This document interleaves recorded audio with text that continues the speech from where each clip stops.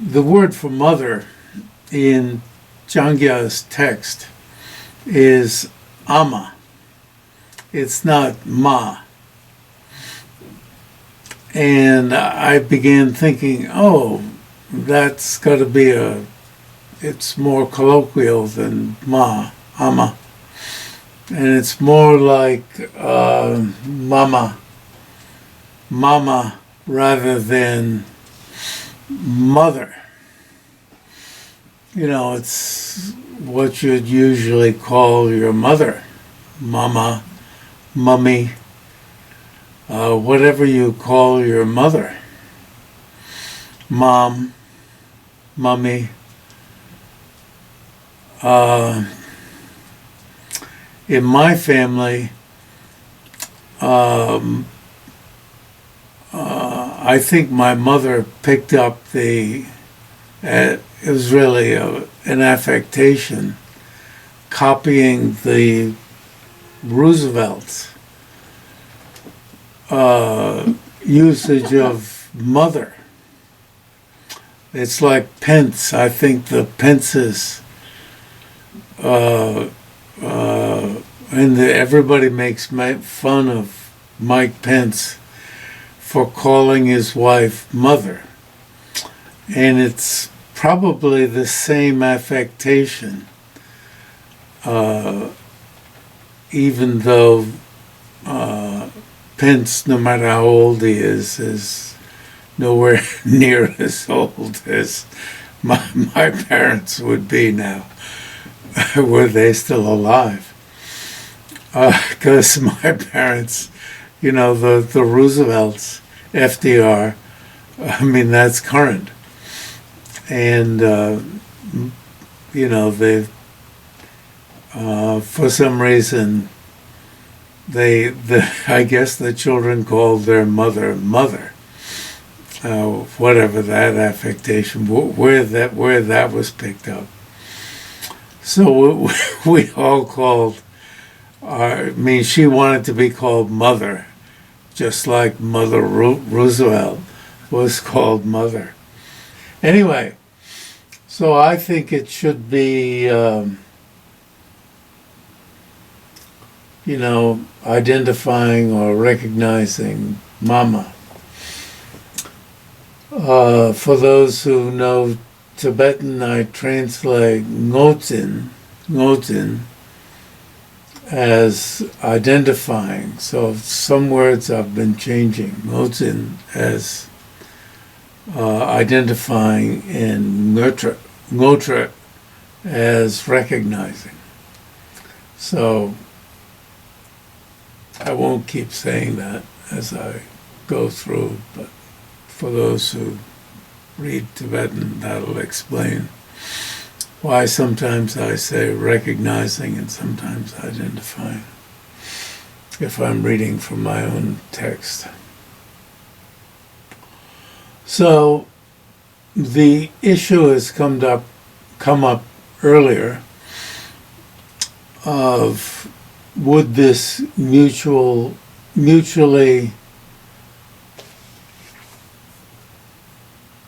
supportive, not just, mutually supportive ascertainment, but also mutually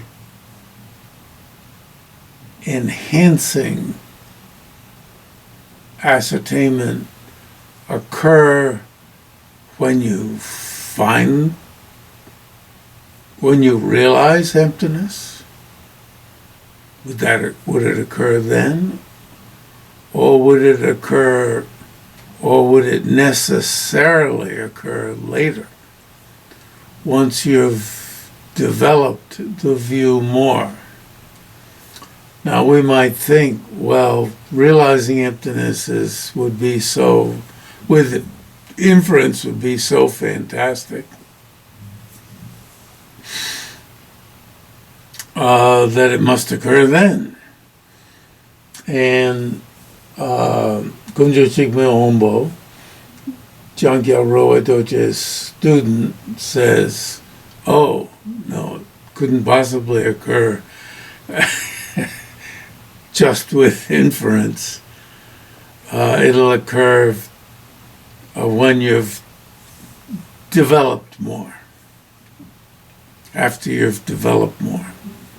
Couldn't possibly occur just with initial development of inference. So he makes this very clear. Gunjoji Meombo makes this very clear. So I've changed mother. So what would mother be in Tibetan? Well, there's in the English word. When would I use that translation? Maybe just for ma, pa, ma, father, mother. Those two words also, pama together, could be translated as parents. Could be translated as father and mother. Why am I translating then pa as papa in this text? It doesn't say Abba. But I am translating pa here as papa. Once ama is translated as mama, I'm translating in this text pa as papa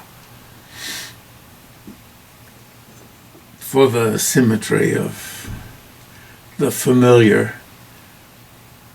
for mama. So far, I rather like it.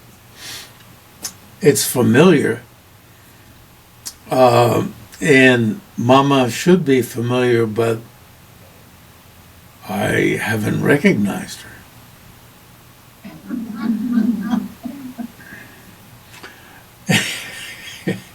And Jang-kya puts himself in the position of the child who hasn't recognized his own mother.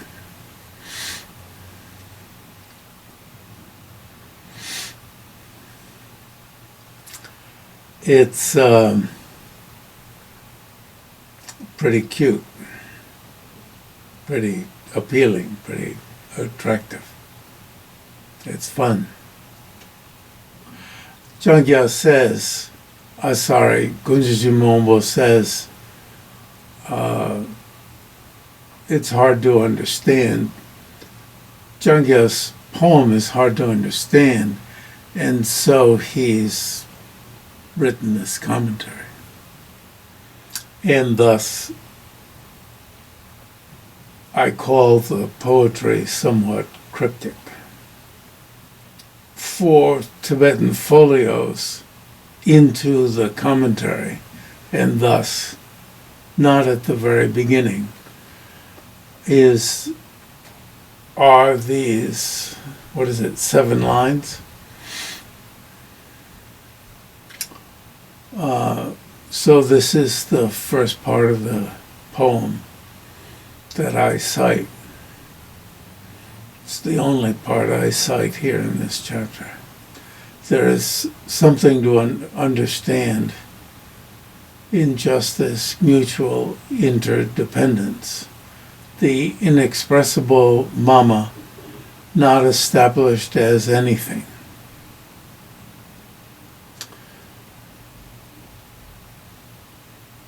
Which is non-establishment as anything. And posing in all sorts of ways. Emptiness poses in all sorts of ways. Emptiness appears, manifests in all sorts of ways. Emptiness is like the foundation of all appearances.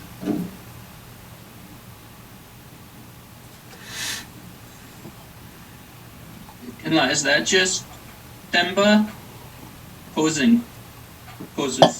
No, it's emptiness itself. Oh, sorry, poses? The word pose? The Tibetan term, do you remember what it might be? Zua. Jiryang Zua. The non-finding of Papa by searching for him. So you search, well, I shouldn't give commentary. Maybe we shouldn't even read it. Because Kunjiji Mwombo gives his commentary. Why should I? Pop up these dependent arisings by searching for them and not finding them is the finding of the aged mama. Aged because emptiness was always there. So you search for the dependent arisings, you don't find them. The non-finding of the dependent arisings is the finding of emptiness, whereby the aged Papa is found from the mama's lap, the mama's expanse of emptiness. Hence I, the child, call for protection by the kind parents. Wow. Cryptic. There's something auspicious to understand in just this reliant establishment, the mutual independence of the two, dependent arising, Papa, and emptiness, Mama. In which this emptiness of inherent existence, the inexpressible Mama, inexpressible in that the experience of emptiness just as it is, actually in non-dual cognition, as Tsongkhapa says, you can't express it, that experience, just as it is. But of course, we express it in so many different ways, such as that experience lacks the 5 types of dualistic experience. That's a lot of expression. But expressing it exactly as it is, like the trail of a bird across the sky, you can't express it exactly as it is. So, the inexpressible mother, that is the non-establishment of anything ultimately. You can't say it's produced from self, other, both, or neither. You can't say that, for instance, I can't express it in the 7th way, 7 ways, poses or dawns as all sorts of varieties of dependent arisings conventionally.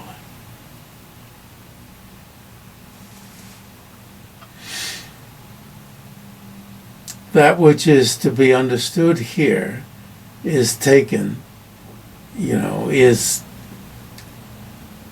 you can just say, is the dawning of emptiness as dependent arising and the dawning of dependent arising as emptiness. Now he's taking this very deeply, which is just our topic. That this consciousness realizing external and internal dependent arisings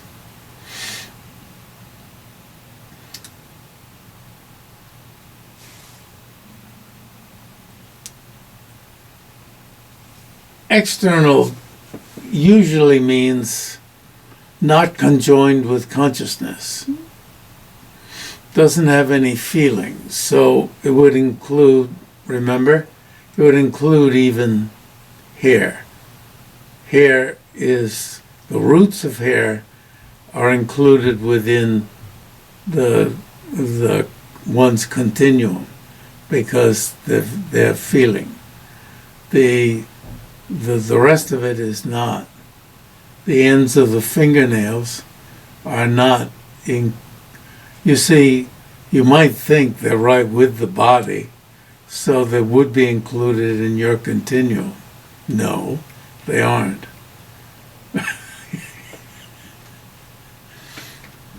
But I don't know what part of the fingernail is. I don't know, we don't need to get into a lot of detail, as if we're debating. And internal dependent arisings are what's conjoined with feeling, as without inherent existence. So this consciousness realizing all these as without inherent existence ascertains without relying on another awareness. Now you're familiar with this vocabulary. You rely on the reasoning, and without relying on another real reasoning, you realize something else. Right?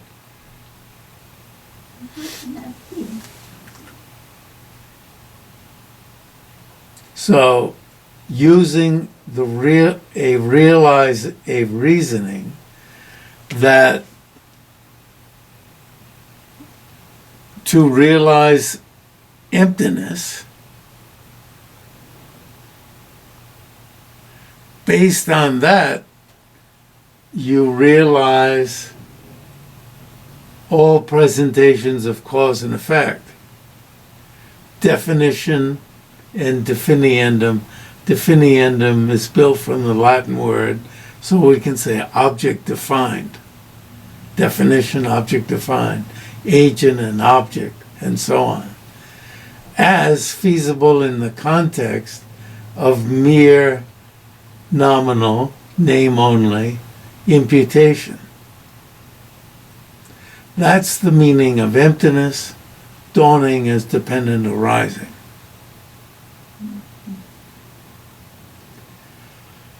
The meaning of emptiness, dawning as dependent arising.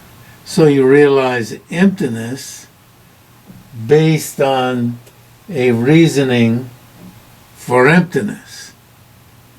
And without using some other reasoning, you realize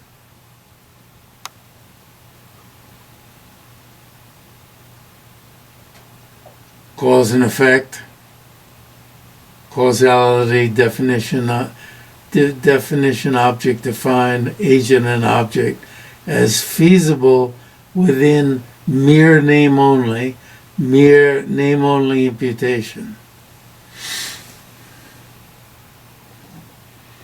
That's what we've been reading about.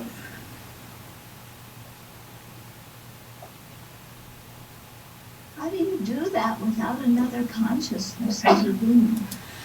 Because you're so familiar with the import of emptiness as being the absence of own power.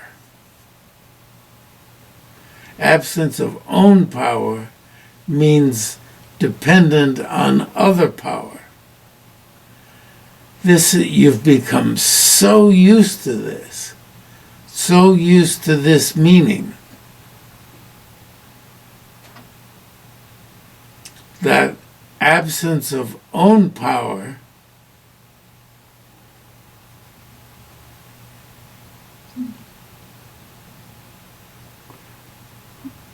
realization of absence of own power promotes realization of dependence on other power.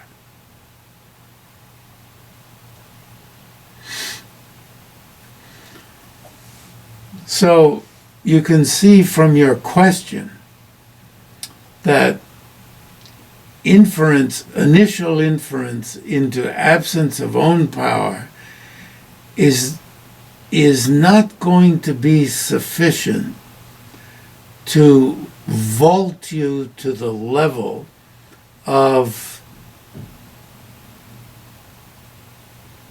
without depending on some other reasoning, to be, for that realization to itself vault you into realizing dependence on other power. You have to work at it, work at it, work at it for this mutually supportive realization to take place. You see, when you think, as it said, as long as the realization of emptiness, as the functioning of, well, as long as the realization of emptiness remains with you, that means you can forget it. As long as you don't forget realization of emptiness. You might think, a realization of emptiness is so fantastic, how could I forget it? Just as we might think when we're meditating and we get some breakthrough about compassion, oh, how could I have been such a jerk?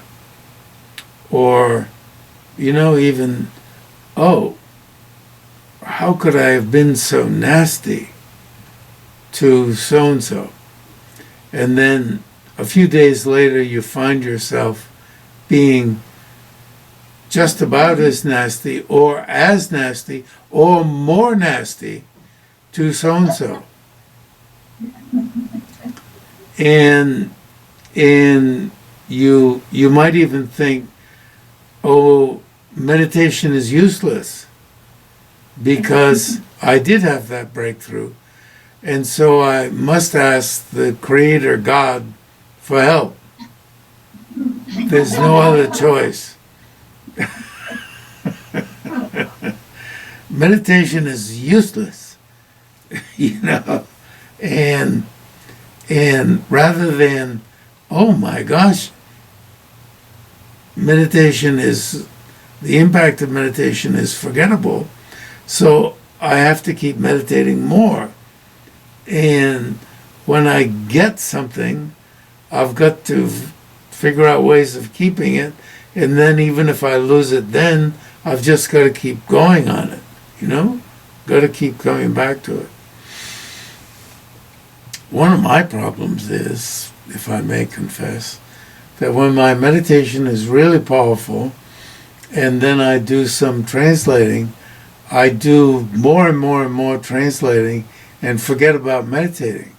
And I have, tremendous translating for a week on the power of my strengthened mind, and in the meantime, forget about meditating.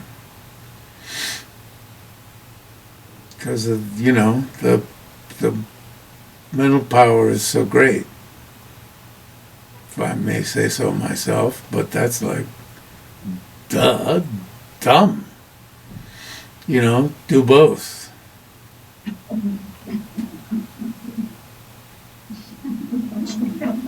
Dumbass.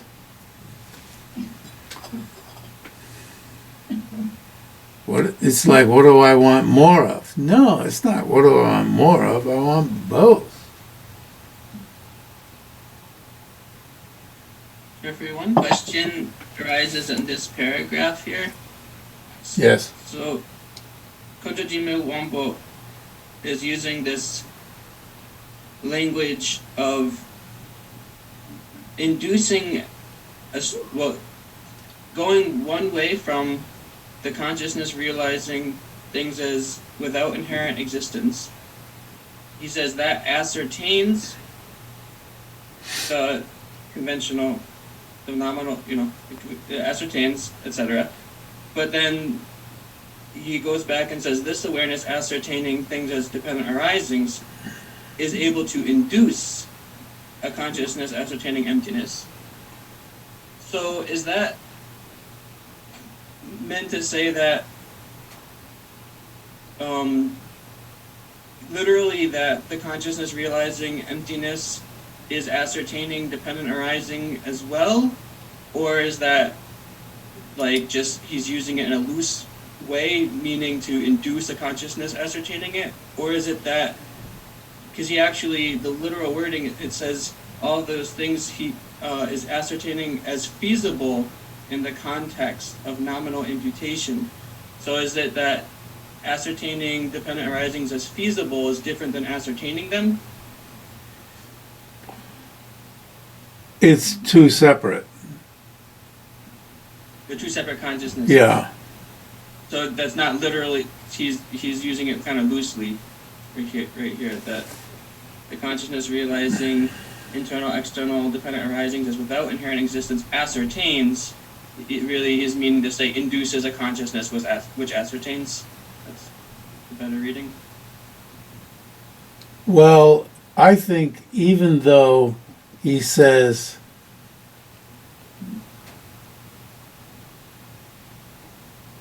ascertains without relying on another awareness, that's the second step.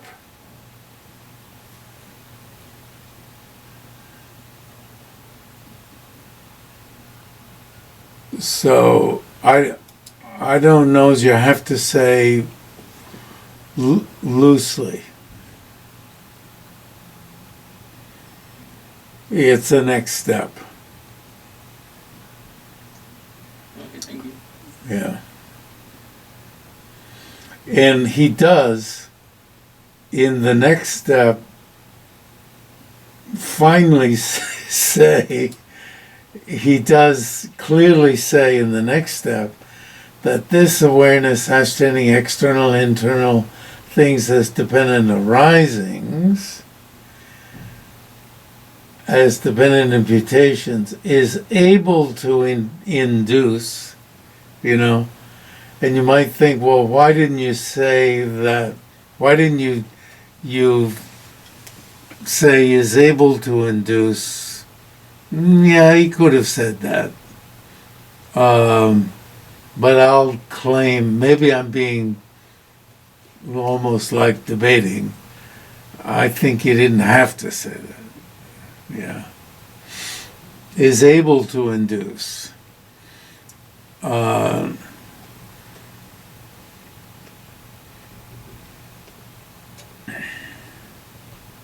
And of course, you're not flipping back and forth. In the perfection literature, in Tibetan Parchin literature, there's I'm interested in that literature. Okay, how do you debate it? Not how do you debate it, how do you meditate it? And I want to corner somebody who's influential enough and say, hey, how about getting together a team of perfection literature scholars, that's in Tibetan Parchin, and that means not me, but and figure out how this is meditated. When you do these fast flippings, how you do it. Yeah. And because we all look rather stupid when we say this is no longer meditated, we just talk about it. And we do stages of the path meditation. It's, shall we say, evolved or devolved to just doing that. And we talk a lot about this. Okay, but if you did meditate it, how do you do it? And before you get to those stages, how do you do it? And then how do you do it when you get to those stages? And if we were pretending we did it at those stages, how do you do it? And, you know, the scholars of those texts are good enough so that, you know, we could sit down and do it. We, I say. They, we, together, whatever. I'd sit on the sidelines and but I'm saying this is not that. Where you're flipping in and out. So which comes first? Good point. Which comes first? Realize. Well, as you're doing,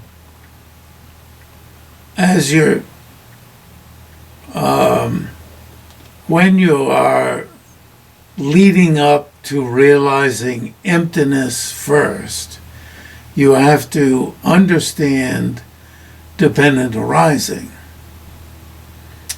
But you're using dependent arising as a reason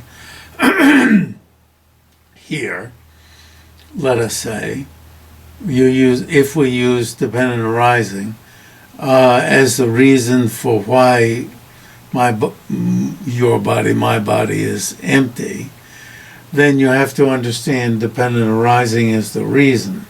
And this is not easy. You can't just say because of being a dependent arising. So you got to follow that out and do a lot of reflection on dependent arising. Have to do a whole lot of reflection on that. So, so I'll give a, shall we say, vague answer that, well, no. You have to do a whole lot of reflection, but you're not realizing emptiness first and then using that realization to realize dependent arising. So you're doing a whole lot of reflection on dependent arising and using that as the reason why your body is empty of inherent existence. So I will answer your question by saying you realize emptiness first, and by the reason of its being a dependent arising, which requires a huge amount of reflection on dependent arising, but that's not realizing dependent arising by way of this kind of, this realization of dependent arising. Realization of emptiness. That this awareness is able to induce. Okay. So, such dawning is for one who has identified the pure view and not forgotten it. It is not for others. That's clear. We've seen that a lot. It is even said that when emptiness dawns thus as the meaning of dependent arising, analysis of the view is complete. So, we're familiar with the stanza from Tsongkhapa, and then Norsan Gyatso. I believe we've seen this earlier, haven't we? So notice then in the fifth line, without relying upon other factors of reasoning, that's saying you don't need any other reasoning. And then there's the interesting quote in line 6. So, and previously I've used the example, because I've read this before, just the appearance of a double moon to somebody whose eye sense is faulty, like me. I know there's no two moons up in the sky over Earth. So immediately I know there's only one moon. Well, look at this wonder. Utterly non-existent. Now, utterly non-existent, yet dawning in all sorts. Utterly non-inherently existent. Interesting how they'll say utterly non-existent, you know? Take it, you know, what looks extremist, yet dawning in all sorts. Gunjo Jimmy Ombo calls them lies, calls these appearances from emptiness, he calls them lies. We talked about that last time. That we talked about it last time, that things appear to be inherently existent but aren't inherently existent. Well, Buddha said all compounded things are deceptive. And well, the text also speaks of these as mama's lies.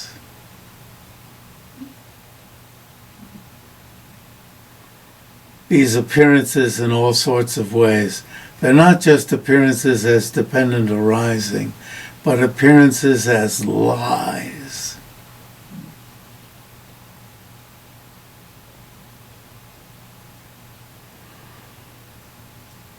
And here you see something worded very strongly. This is quite like Nyingma, utterly non-existent.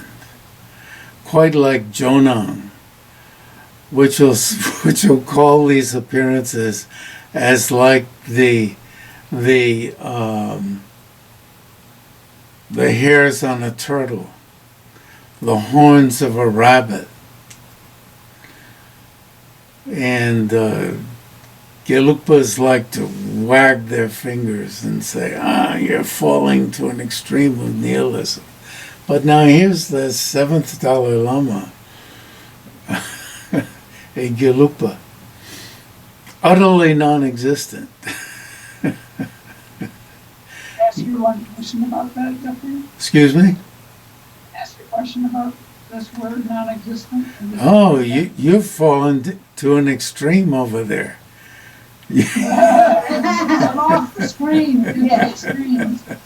So when you talk with Betsy about this, who I know follows the Sakya tradition a bit, do they use this word in that same way that the Nyingma do? Within Sakya, as I remember, there are basically two types, more like Nyingma and more like interested in I don't want to say more like Gelug, but more non-Nyingma, let's say. Yeah.